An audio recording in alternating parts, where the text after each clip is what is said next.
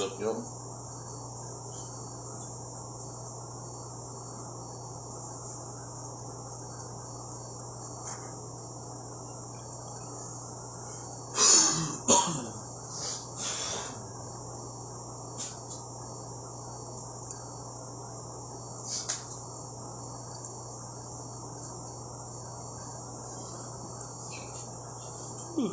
Alright. Good morning, everyone. This is your AD Nathaniel. What is up? Good morning. Now, let's just start by saying thank you to everybody this week. It's been a long week.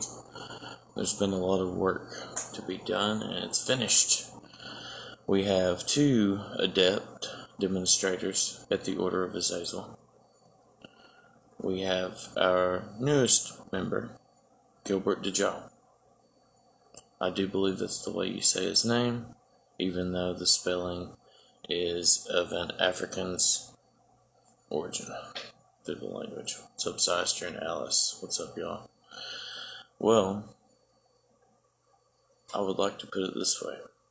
We had 1 video message sent to us from Gilbert, and that was enough for me to make the decision to make him an adept. Why? Because he's put more than a year into this, and he knows and feels that power guides him and teaches him, and allows him and empowers him. Also, as Sadat Harani, I'd like to mention him. He's on the same path. Today, I do believe I'm going to make him an adept as well. I mention these 2 because from newest member to oldest member, our first member now I will mention is Tony Clark. I immediately made her an adept demonstrator. She came to me by way of Facebook, and we began to talk, and we became best friends pretty much over the span of just a day or 2.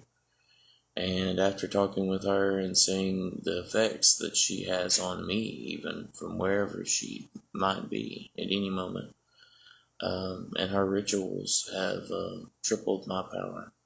She's very powerful, and I do suspect that her and I will definitely be working a lot more together.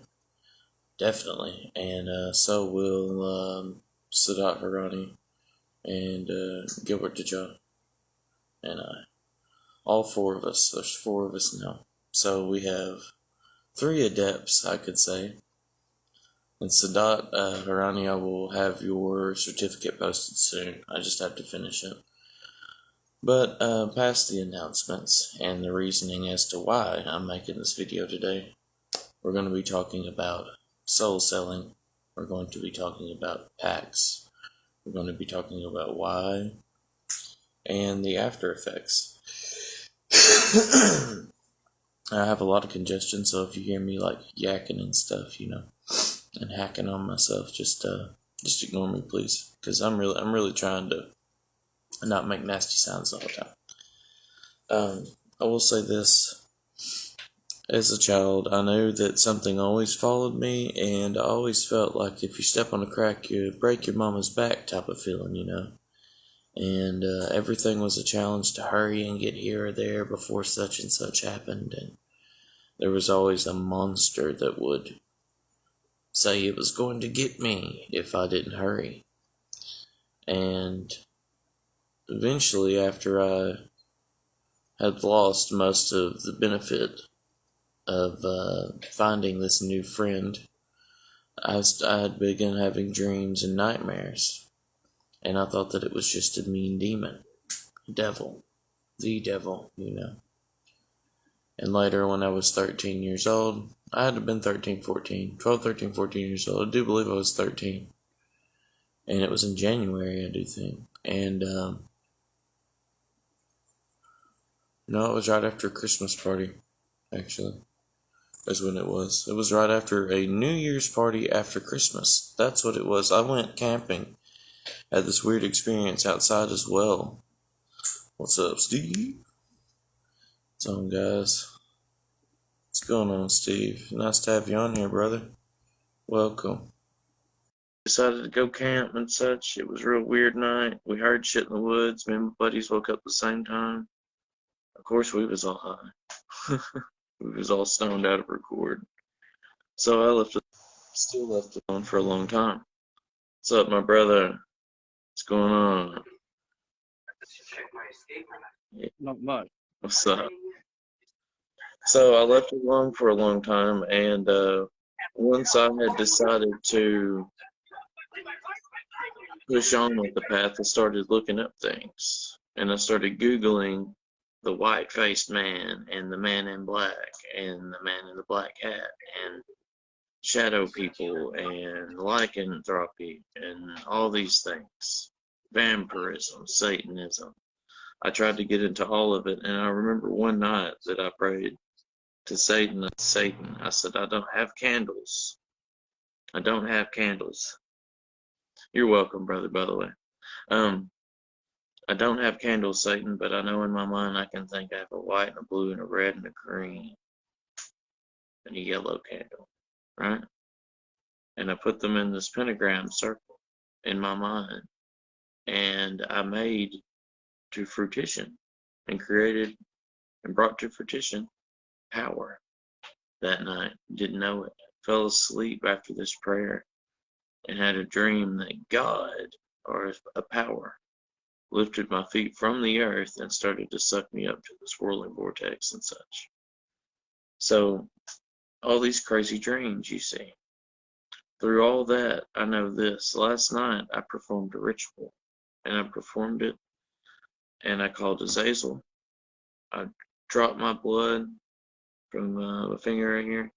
I don't know if you can even still see it. Probably a little bit of dark spots right there. Yeah, you could see all the pricks. Okay, I do a lot of bloodletting.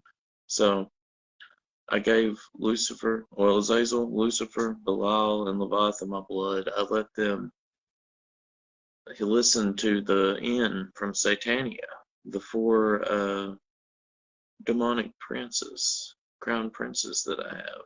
That playlist on my YouTube.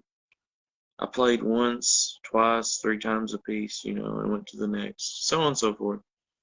I burnt the sigil after I said my prayer that I needed power, that I wanted to be successful in this way, in the left-hand path, to help people. And in that, create my life, and to have the things that I need. Because for me, I'm the kind of person, the things that I want are things that I need, like a new house, a place to be, a place to perform rituals, a place to have a temple, a place for people to come, a place for people even to come worship. That would be amazing. Whatever deity, we could set up a temple. Couldn't that be amazing? It would be amazing. And now I have you guys to back me up. And I'm not saying with your money, I'm saying with your time. Because all it takes is this fictitious energy, the putting off this energy in creation. So, as it gets down to it, I burnt the sigil. And I remembered bringing Azazel back at the end, before and after the ritual. I started with Azazel when I started summoning the 4 crown princes of hell, the 4 emperors, the 4 gatekeepers. And then I ended with Azazel as well. And when I ended with Azazel, something different happened. The power changed in the room. I felt pure, oddly. It felt different. So I came over and get this. I picked a red marker, right, to draw my sigils. Now remember, I picked a red marker. These roses that I have, let me show you the rose.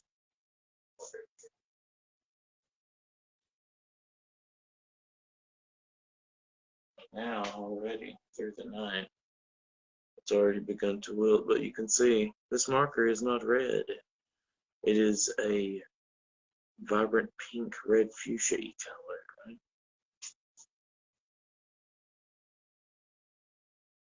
So, in saying that, I say this. That mistake happened for a reason, and it was a sign to me that there are greater powers that are around us that are greater powders. There are greater powers that harness the ability to make us greater by making what we call a mistake, which isn't a mistake. Sometimes those mistakes are your subconscious leading you. I'm colorblind as shit. So when I seen that, I thought it was red. It was dark in here. I'm not turning on the lights just to see. It's part of it. And it happened perfectly. I brought the rose from this bouquet I have over here. Yes, I bought them at the store just the other day when I bought my incense for Azazel and such. I brought the rose, I placed it on the altar, and then all at once, emotions hit me. All at once, I didn't know that this was going to happen, but all at once I began to cry, and I began to wonder and think, why am I so emotional? And then I remembered what he told me. Even in a book that I attempt to write still, I'll leave in a lot of truth. And in the beginning, there's a part where Azazel told me in the dream the first time he seen me, he said, "My son, I will come back for you. And I've always been here, and I always will be here, but I'm going to get you." And I didn't know what that meant. And now I understand. He's not going to come get me. He's got me. He's got my back. He's going to help me. He lives through us. He is us. He's outside of us. He's omniscient, he's omnipotent, and he's omnipresent. Yahweh says that he's these things, but we don't see his face. Why? If there's no idol, if there's no image, if there's no emotional value behind what you're dealing with in your life, and I mean dealing with is working with, then maybe you should move on. That's what I did. That's why I'm not Christian now. Because my values, my beliefs that I hold do not dictate my action. I do what I want. At least then they didn't. Now they do. Now they dictate my actions because that's just me. That's my character. So, in essence, what I'm saying, guys, is when it comes down to someone like Azazel, you need to never disregard that they are always watching you, trying to help you, and guiding your hands, literally guiding your hand. All these things that the Bible speaks of, stolen property, all these powers that be are stolen property. Because greater is it in I. See, greater is in me than is in the world. See, that's Christian, but it's not. It's self-deification, is it not? How can someone say something so pure like Yahweh would reside in their head or in their heart, and then turn right around and say that they're impure? I will emanate Azazel. I will be Azazel. I will allow him to possess me every second of every day. And I believe that sometimes he does. In retrospect, we can't walk around all day going, "I'm possessed by the devil" and such. You just need to do your ritual and then live your life and work towards your own goal. And as you work towards the goal, doors will open. Just this morning, I had a brother come to me and said, "Hey, we have a Luciferian Order of Cain." I do believe that's what it was called. Then a Luciferian movement. I've already had someone with the Satanic movement. Before that, it was the Sinister movement. Speaking of them, actually, right quick, I would like to throw in that Zach Black and them are having a 2:30 today live on one of their videos. You need to go look at Zach Black Satanic International. So anyway, all these people that I meet, Satanism Australia, we've got now the Luciferian Order of Cain, this Luciferian movement. Everybody's joining together, and I find it funny that they're joining together under our roof through us. If that doesn't impact you, I don't know what I can tell you. And it's not just put our label on them. No, that is not what we're doing. What I am saying is now that you have all contracted the virus, you just need to play out the rest of your life, pretty much. What happens to you when you are young and the mindset that you have, that is purity. Not having sex, not doing drugs, not being abstinent from these things, not going out and fucking up your life, or screwing up in general. Has nothing to do with it. Being a pure person is having pure intention.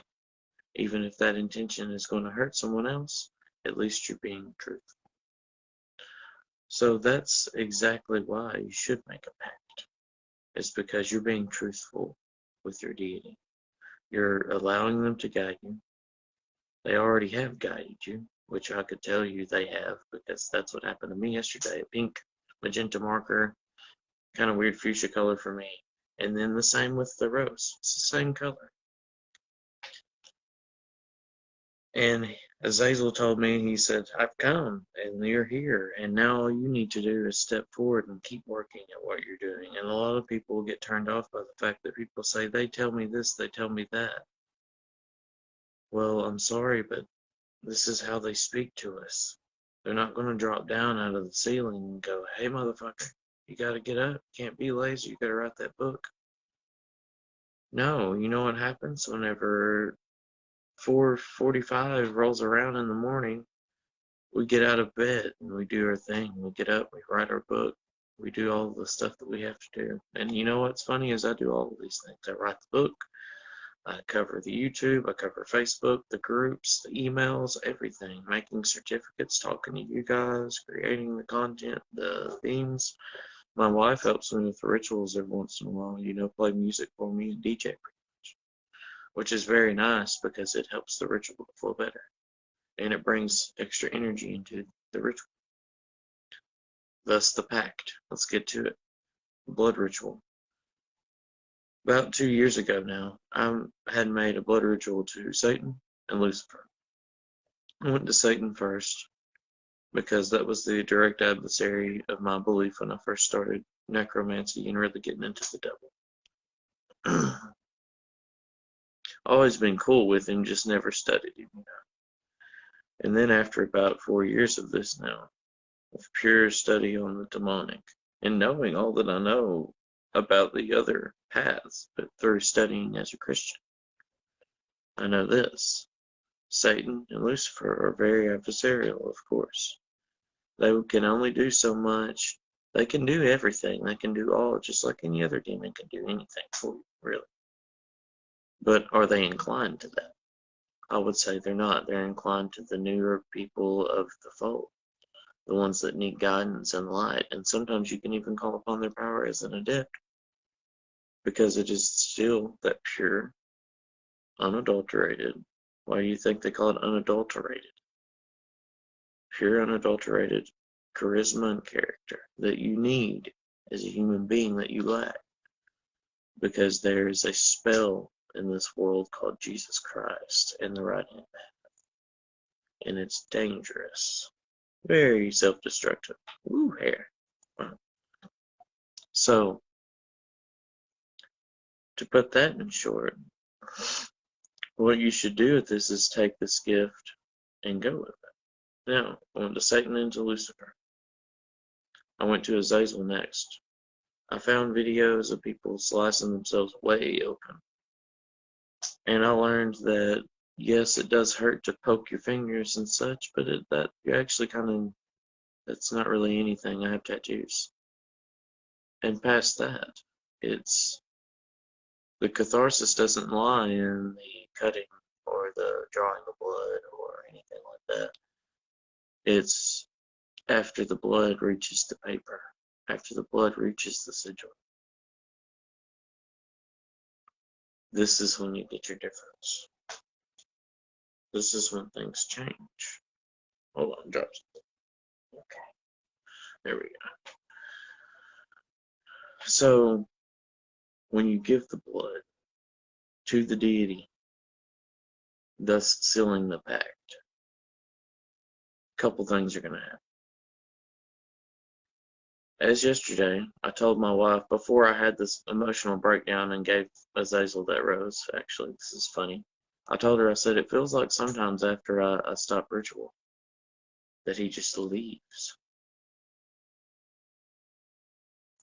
He's not here, you know. And that's because in my mind, as a human being, as a magician, no, I'm not going to use the word, as a demonstrator in the order of Azazel,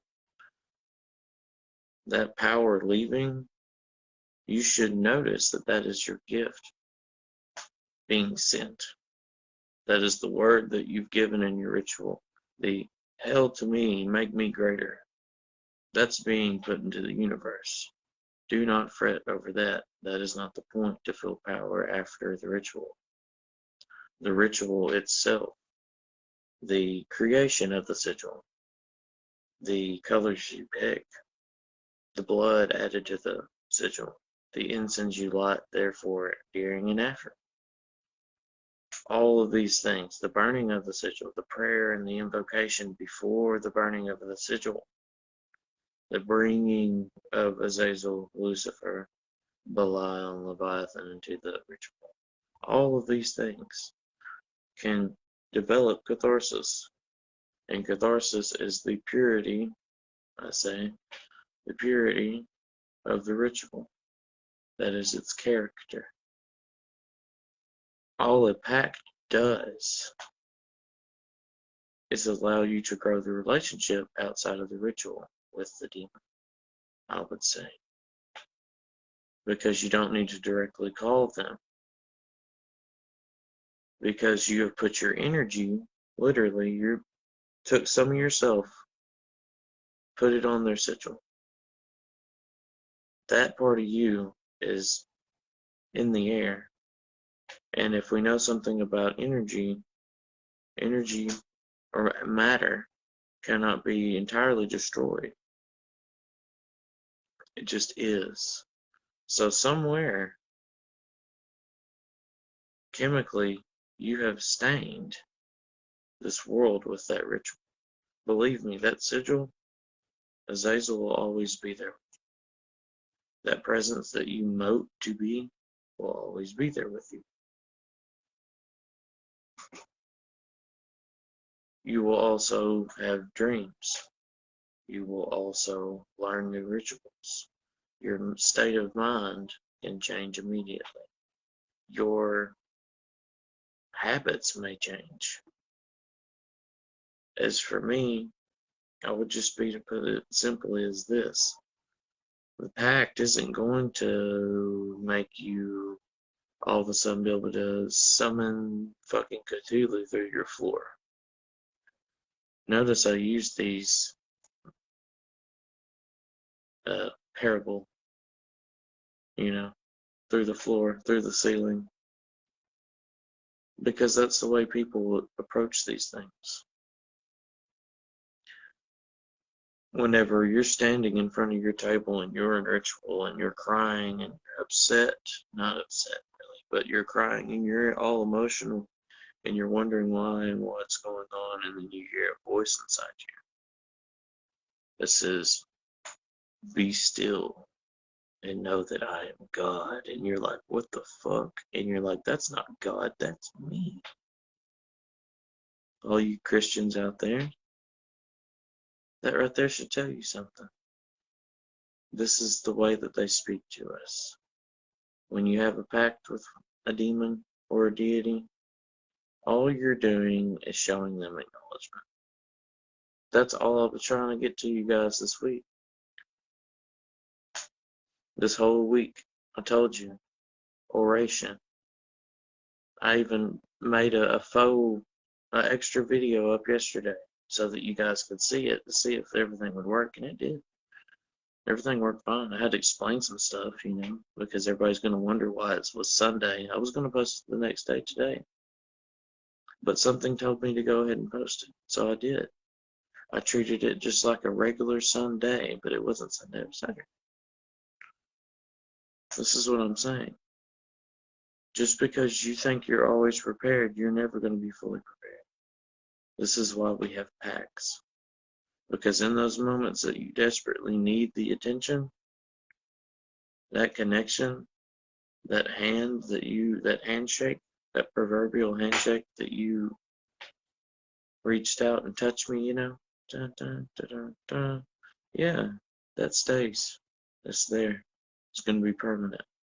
Azazel hasn't left me. Through all I've been through all the gods that I've decided to follow, and then not following demons at all and leaving them in the dust, you know what? They never leave. They're going to stay there and they're going to guide your hand. And believe it or not, I never even got out of the reach of Azazel, because this is what happens. They say God at any moment can reach down and grab you, yeah? Demons and Azazel, when you make a pact with them, instead of working on a day-to-day basis, week-to-week basis, you may end up working on a year-to-year basis. I asked Azazel a long time ago, I need you to make something out of what I'm doing. I wasn't even making YouTube videos. I wasn't making videos at all. I wasn't even on Facebook. I wasn't talking to anyone. I was just at home performing my little rituals, playing with my damn rocks and shit. It was boring. It sucked. I hated being there by myself. I used to be emotionally ill all the time. And I have separation issues and separation anxiety, social anxiety, PTSD. I got some OCD in there too, and probably a little bit of schizophrenia. But you know what? None of that matters. It doesn't. You know why? I wouldn't say it aids anything. No one can really tell for the most part, except maybe PTSD or anxiety, of course, because I have tics. But still, like that right there, that's a tick.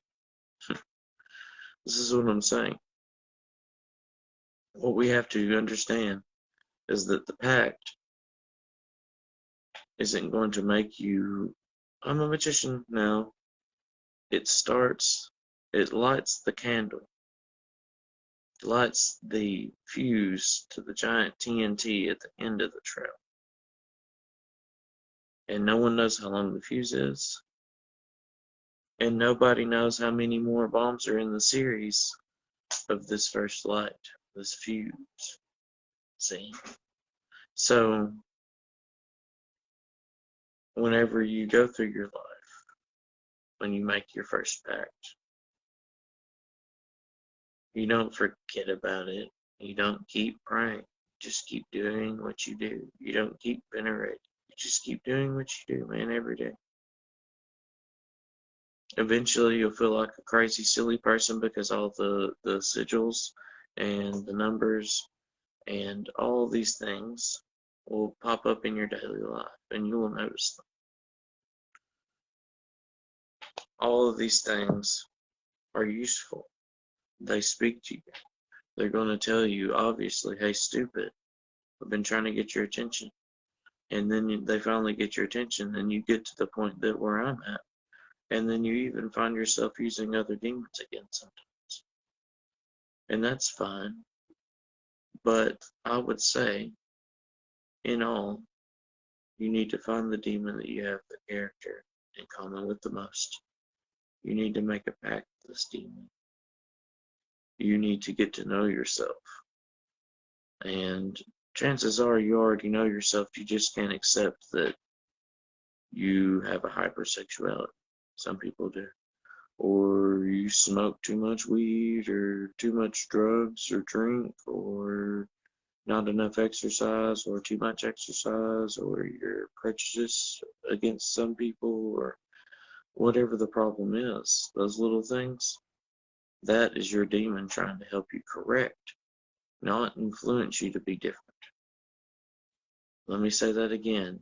A pact with a demon influences you to correct your characteristics, not make them different. I'll say it once more.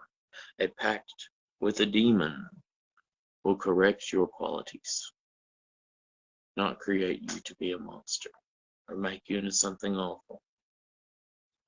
You might be terrible, you might be abominable, you might be formidable, but you are not a monster. So, Before I wrap this up, I would like to say this. I took all my supplies as I went. I drew the ritual, or the sigils for the ritual. I put the blood on them. I said my invocation. I burnt the sigil.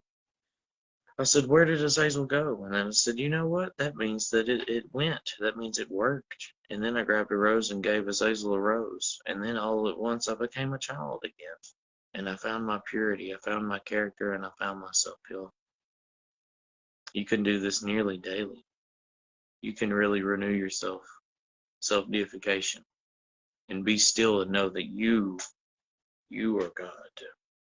Not Yahweh. Not even the demon that you represent. Because they want to influence you to be them, to be like them, not to make you a slave. For the true gods seek to inhabit humanity's very vessel to help them to achieve a higher level and to ascend. For they are clay, and they shall be the building blocks of the future.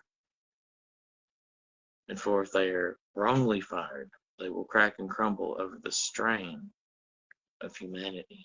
That is from Azazel. That is what I will leave you with today.